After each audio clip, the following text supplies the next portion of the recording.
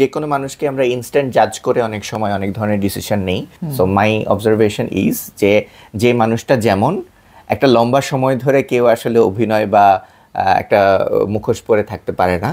So একটু সময় দিয়ে তাকে রিয়েলাইজেশন করতে পারলে আমরা অ্যাকচুয়ালি মানুষটাকে বুঝতে পারবো সে কি আমাদের জন্য লং টার্ম রিলেশনের মানে লং টার্ম আমি তার সাথে সম্পর্ক রাখবো নাকি একটা নির্দিষ্ট সময় পর আমরা বুঝে যাবো যে না আমাকে একটু বুঝে শুনে পরবর্তী কাজগুলো করাটা উচিত।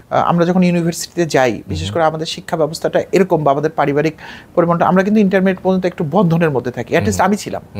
তারপর আমরা ইউনিভার্সিটিতে এসে গেলে যেহেতু অন্য জেলায় অন্য শহরে অন্য বিভাগে চলে যাই, আর আমাদের বয়সটাও তখন ওরকম উঠতি বয়স থাকে, তো আমাদের একটু পাখা গজায় যায় বলি, তখন আমরা ভাবি যে আমার একটা লাইফটা সিনেমা হইতে হবে। তো আমি এরকম ছিলাম, আই ডোন্ট নো অন্যদেরটা কেমন, যে ইউনিভার্সিটিতে পা দিয়ে আমরা খুঁজতাম যে আমার সুচিত্রা সেন কই, and I am sure there are other people who search যে আমার উত্তম, আমার শাহরুখ কোথায়।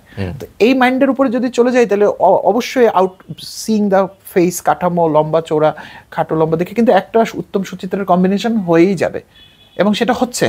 কিন্তু মুশকিল হচ্ছে আসলে বাই পার্সন, বাই পার্সোনালিটি, ওই যেগুলো প্রোফাইলিং, সেই জায়গাতে আসলে আমি আরেকজনকে বুঝতেছি কিনা, সেটা কিন্তু চাকরি, পার্টনারশিপ, এবং এত পার্টনারশিপ হয় এবং ভেঙে যায় কিন্তু আমাদের দেশে, এটাও একটা বড় কারণ। আমরা কিন্তু পেইন্টার সময় আর শেয়ার করতে রাজি হই না, তাই না?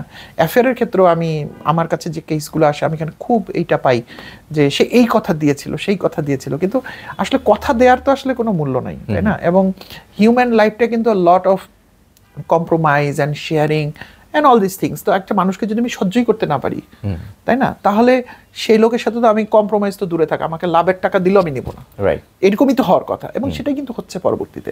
তো আমার কাছে মনে হয় আমি আপনার সাথে পুরোপুরি একমত যে একজন মানুষের ব্যাপারে অন দ্য ফেসতে তাকে ডিসাইড না করা ভালো অর মন্দ, রাদার আমি যদি তাকে সময় দেই, অফকোর্স সে তার আসল রূপটা দেখাবে, কারণ দিন শেষে সে তো ওইটাই করবে যেটা তার মনের ভিতরের সুপ্ত বাসনা। সে তো সামনে অনেক কিছু আমাকে পজিটিভ দেখাবে, তবে এই সময়টা কতদিন এটার আমরা হয়তো ডিফাইন করে কিছু বলতে পারছি না, যে এটা কতদিন, এটা কি 10 বছর লাগবে নাকি 5 বছর লাগবে নাকি, আর যদি আবার 10 বছর লাগে তাহলে আমি ততদিন পর্যন্ত ওই লোকটাকে কিভাবে ট্রিট করব।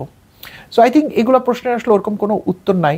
আবার প্লাস আমাদের জীবনে কিন্তু আমরা অনেক কিছু ভুল করেও অনেক কিছু শিখি, তাই না? অনেক কিছু কিন্তু আমাদের ভুল হয়, অ্যান্ড দেন উই রিয়েলাইজ যেটা, তো সেই ভুলটা যদি আমাদের জীবনে, আমাদের ব্যবসায়, আমাদের শিক্ষায় যদি অনেক বড় ডেন্ট না করে, তাহলে সেই ভুলটা করা ওকে।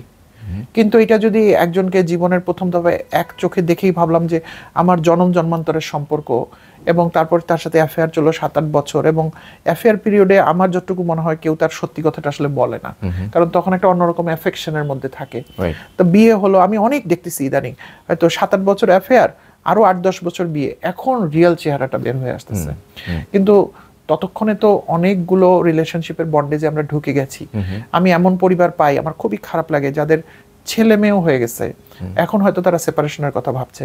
হ্যাঁ, ইটস ট্রু, আমাদের প্রত্যেকের অধিকার আছে আমি সেপারেট হয়ে যেতে পারি, কিন্তু একবারও সে চিন্তা করছে না যে তাদের আগের ভুল, বা তাদের আগের ভুলও না বলি, অ্যাপারেন্ট সঠিক চিন্তা, যেটা কিনা আজকে অন্য একটা মানুষকে ইম্প্যাক্ট ক্রিয়েট করে যাচ্ছে। আমি ঠিক এই মুহূর্তেও এরকম একটা জিনিস আমি ডিল করছি।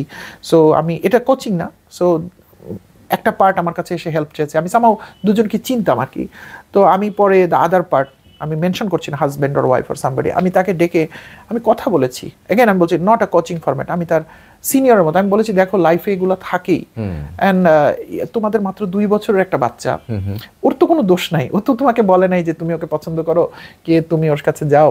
তো এই বাচ্চাটা তো আজীবন তুমি যতই টাকা দাও বা মা হিসেবে তুমি যতই তার ভরণ পোষণ করো, কিন্তু ওই বাচ্চাটার ওই চিন্তাটা কিন্তু কখনোই যাবে না। সে যখন আস্তে আস্তে বড় হবে দেখবে আর 5টা বাচ্চার মা বাবা তাকে পিক করতে আসে, আর এর হয়তো বাবা আসলে মা আসে না, মা আসলে বাবা আসে না। আই এম সরি, আমি পার্সোনালি কাউকে হিট করতে চাই না, বাট সত্য তো এটাই। ওই বাচ্চাটা কিভাবে বড় হবে, ও কিন্তু এক গাদা হয়তো রাগ ঘৃণা নিয়েই কিন্তু বড় হবে। এই বাচ্চাটা কি পৃথিবীকে জয় করতে পারবে? আসলে পারা সম্ভব, থিওরিটিক্যালি কিন্তু না। তো আমি বলেছি জয় করলেও কি হ্যাপিনেস স্প্রেড করবে নাকি সেটা ভায়োলেন্স স্প্রেড করবে, মানে এরকম একটা সিচুয়েশনের মধ্যেই কিন্তু আমি ওই পরিবারটাকে আমি দেখতে পাচ্ছি। It's a live example, with due respect to them. আমি খুব মনে প্রাণে চাচ্ছি, ইটস বিয়ন্ড মি, আসলে আমি চাই তারা মিলে যাক, এবং দুজনের মধ্যে, আমি দুজনকে ব্যক্তিগতভাবে একটু চিনি, তো এমন কোনো বিরাট সমস্যা নাই যে তারা একসাথে থাকতেই পারবে না। আমি দেখতেছি বিষয়টা ইগোস্টিক হয়ে গেছে, ইগোতে নিয়ে নিয়েছে দুজনই। তো আমি উদাহরণটা এই জন্য টানলাম যে তারাও তো প্রেম ভালোবাসার মধ্যে ছিল, তারাও বিয়ে করে কিছুদিন সময় নিল, তারপর সন্তান এলো। কি এমন হলো যে এখন আসল পরিচয়টা বের হয়ে আসতেছে? তো আমি বলবো এই ক্ষেত্রে হয়তো যেহেতু আমরা কোনো কনক্লুশন দিতে পারছি না ফারাবে, তো আমি বলবো যে ছোটবেলা থেকেই আমাদের উচিত, মা বাবারা আমরা থাকি, আমরা কিন্তু ছেলেমেয়েদেরকে খুব প্রোটেক্ট করি, কিন্তু তাদের বন্ধু নির্বাচনে একটু ছাড় দেওয়া, যে ও তো শিখতে হবে ওর পৃথিবী থেকে, সো ও শিখুক, ধাক্কা খেতে খেতে শিখুক, ছোট ছোট বন্ধু বানাতে গিয়ে শিখুক, এটা বানাতে গিয়ে শিখুক, এটা একটা। আর অ্যাজ এ ইন্ডিভিজুয়াল আমরাও যেন সবাই একটু সাবধান হই, যে আমি একটা মানুষকে বিরাট ট্রাস্ট করে ফেলতেছি, তার উপর আমি অনেক কিছু ন্যস্ত করে দিচ্ছি আমার জীবনের বা আমার অর্থনীতির বা আমার উপার্জনের, তার আগে একটু ভাবা যে আমি আসলে রাইট লোকের কাছে দিচ্ছি কিনা। অ্যাট দ্য সেম টাইম কিছু ক্ষতি হবে, ক্ষতির মধ্য দিয়ে শিখবো, সেটা যেন খারাপ ক্ষতি না হয় বা বড় ক্ষতি না হয়, কারণ কিছু কিছু ক্ষতি রিকভার করা আসলে খুব কঠিন হয়ে যায়। True true.